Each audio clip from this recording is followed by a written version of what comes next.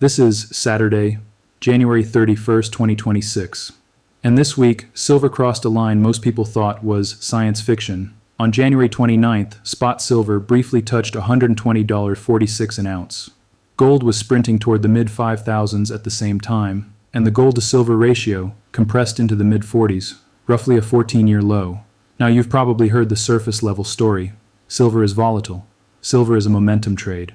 Silver ran too far too fast. Some analysts even warned the market looked overheated around 120, pricing roughly 30% above long-run fundamental averages. Fine, volatility is real, but that story is incomplete. Because $120 isn't just a chart event, it's a supply chain event, it's a procurement event, it's an access event. And once you see silver through that lens, the title makes sense. China's silver squeeze is making Germany's 247B gold headline look small. Not small in dollars, small in leverage. Because gold can sit in a vault for 50 years and nothing breaks. But if silver stops moving for 50 days, real systems start failing. Solar factories, electronic supply chains, EV components, grid hardware, data center build-outs. So today I'm going to show you the hidden economy behind the $120 breakthrough. No politics, no finger pointing, just plumbing. How the silver market actually works, why the price can sprint and crash, and why paper silver and physical silver can tell two different stories at the same time. Welcome back. If you're new here, I translate market noise into mechanisms. Subscribe because most coverage stops at the headline. We go underneath it. Let's build the map. The $120 breakthrough was the moment silver changed roles. Most people treat silver like gold's loud little brother, a smaller market that swings harder. But silver is not just gold, but cheaper. Silver has a triple identity. 1. It's money, an investment metal people run to when trust gets thin. 2. It's a commodity, mined, refined, shipped, and fabricated. 3. It's a strategic input because it sits inside future tech hardware. That third identity is what makes $120 different. When gold rises, investors rebalance. When silver rises, investors rebalance, and engineers start redesigning. The Financial Times reported solar manufacturers are feeling the squeeze directly. Silver costs have become a much larger share of solar module production costs, and the industry is actively chasing thrifting and substitution to survive higher prices. That's not a trading story. That's an industrial stress signal. So when silver hits $120, the market isn't just pricing optimism. It's pricing the risk that access becomes conditional.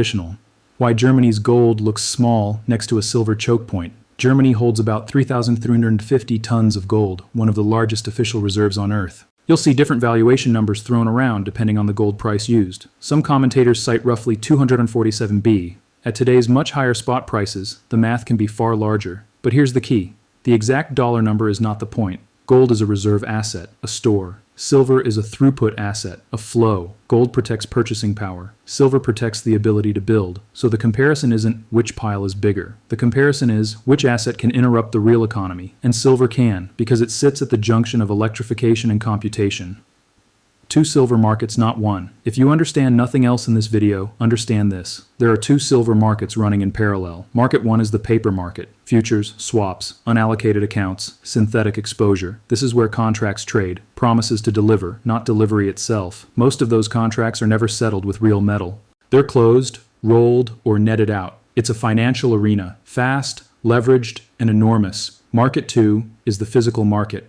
Bars, coins, industrial feedstock, fabricated products. This is the market where a factory asks, can you ship it? This is where a buyer cares about lead time, assay, and logistics. In a healthy system, these two markets are connected. Paper reflects physical. Physical arbitrage keeps paper honest. But when access tightens, the link weakens. And that's when price can become a mirage. So if the paper market says one thing and the physical market says another, you have to ask, which one is constrained by reality? The access shock, a narrower export channel. Now we get to the heart of the squeeze framing. At the end of 2025, China published a list of companies allowed to export silver for 2026 to 2027. The list had 44 firms. Think about what that means in practice, without making it political. A narrower export channel doesn't have to eliminate exports to change outcomes. It can slow them. It can concentrate them. It can reduce flexibility exactly when buyers need flexibility most. And here's the key. Refined silver trade is a flow business. Industrial users don't want a thesis. They want delivery windows. So when the set of permitted exporters tightens, the market becomes more fragile at the margin. All it takes is one demand shock, one new contract cycle, one surge in buying, one scramble for inventory, and suddenly the bottleneck shows up. That's why $120 happened fast. Not because the world ran out overnight, because the world's ability to access marginal supply changed. The demand stack. Why this isn't just investor FOMO.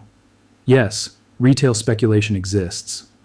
Reuters has described a rally fueled by speculative momentum and tight physical supply, with analysts warning of sharp corrections when positioning gets crowded. But the industrial layer is not a vibe, it's measurable. The Silver Institute reported record industrial demand in 2024, 680.5 million ounces, driven by structural gains linked to the green economy and electronics, including AI-related end uses. Translation: even before this breakout, the industrial engine was already pulling, now layer in AI build-out.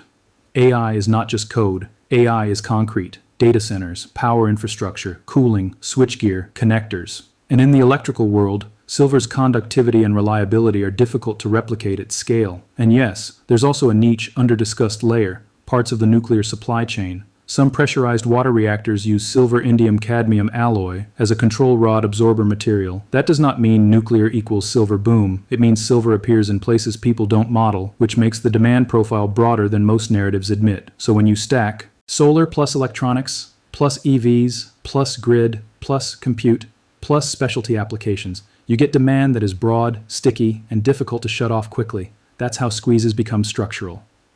The inventory message: shortages don't start with zero. They start with thin buffers. Here's the mental model. If supply and demand are close, inventory is the shock absorber. Inventory is the buffer that smooths spikes. But if you draw down the buffer year after year, shocks become violent. Multiple analyses and market commentary have pointed to large declines in deliverable or reported inventories since the 2020 era, with London and US exchange stocks closely watched for stress signals. And when physical is tight, the market begins to speak in a different language. Premiums, backwardation, lease rates, delivery delays. One example: silver lease rates, the cost to borrow physical silver, have been reported spiking toward extreme levels, with some commentary citing prints as high as 39%. Again, don't get lost in the exact number. Focus on the message. When it becomes expensive to borrow physical metal, it means holders are reluctant to part with it. That is not a chart, that is scarcity behavior.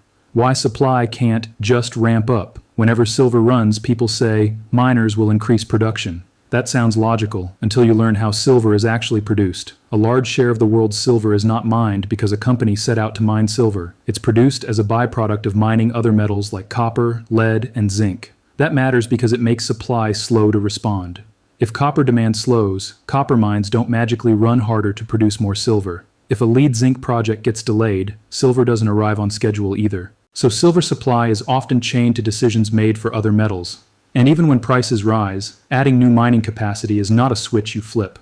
Permitting, capex, geology, grades, and processing take time, which is why the supply response to higher silver prices has historically been muted. Now combine that with the deficit story. The Silver Institute has repeatedly described the silver market running in structural deficits for multiple consecutive years, with industrial demand being a key driver. Here's the bathtub analogy. Mine supply is the faucet. Demand is the drain. Inventory is the water level. If the drain runs faster than the faucet for years, the water level falls. You can pretend the tub is full until someone turns on a second tap. Then it's obvious there isn't enough buffer left. That's why inventory matters so much. And that's why access shocks, like a narrower export channel, hit harder when the buffer is already low. And just to ground this in numbers, the Silver Institute put 2024 global silver mine production at about 819.7 million ounces. Total demand in 2024 was reported around 1.16 billion ounces. Even if you don't memorize those figures, feel the implication. This is a market where relatively small shifts in flow can create outsized stress, especially when industry can't simply wait it out. That's why the silver market can move like it's calm, and then suddenly move like it's on fire. And this is why the ratio move mattered so much. When silver becomes the driver, the whole complex reprices faster than people expect. Gold follows sentiment. Silver forces decisions. If you're trying to understand 2026, stop thinking like a trader watching candles. Start thinking like a buyer watching lead times. Because in a choke point market, the scarcest thing isn't optimism, it's delivery. And once delivery becomes the constraint, the price becomes a moving target, because the market is no longer negotiating opinion, it's negotiating access. Now, Prain, why the gold to silver ratio matters right now. Let's demystify the ratio. The gold to silver ratio is simply how many ounces of silver by 1 ounce of gold. If the ratio falls, silver is outperforming gold. If it rises, silver is underperforming. So when the ratio compresses toward the mid-40s, near multi-year lows, it signals that silver is becoming the driver. not the passenger. Historically, that tends to happen in phases when the market starts pricing silver as an industrial constraint, not just a monetary cousin. It's not a magic indicator, it's a thermometer. And this week, that thermometer hit a fever. The paradox of a squeeze. Volatility is the rationing process. Now, here's the part that confuses people. They see $120, and then they see a violent pullbacks and they conclude, see, it was fake. No. In silver, volatility is how the market rations supply. When price spikes, it forces choices. Some buyers pause, some buyers substitute, some buyers lock supply at any cost, some sellers finally show up. Reuters reported silver peaking around $121.60 before a sharp sell-off window, with thin liquidity amplifying moves. That's normal in a small market being asked to do a big job. So if you are emotionally attached to a straight lineup, you will get shaken out. That's not an insult. That's the design of the market. The real question isn't, will it swing? The real question is, after the swing, is the physical system looser or tighter? What this means for you, without hype. I'm going to keep this practical, and I'm going to keep it responsible. This is education, not financial advice.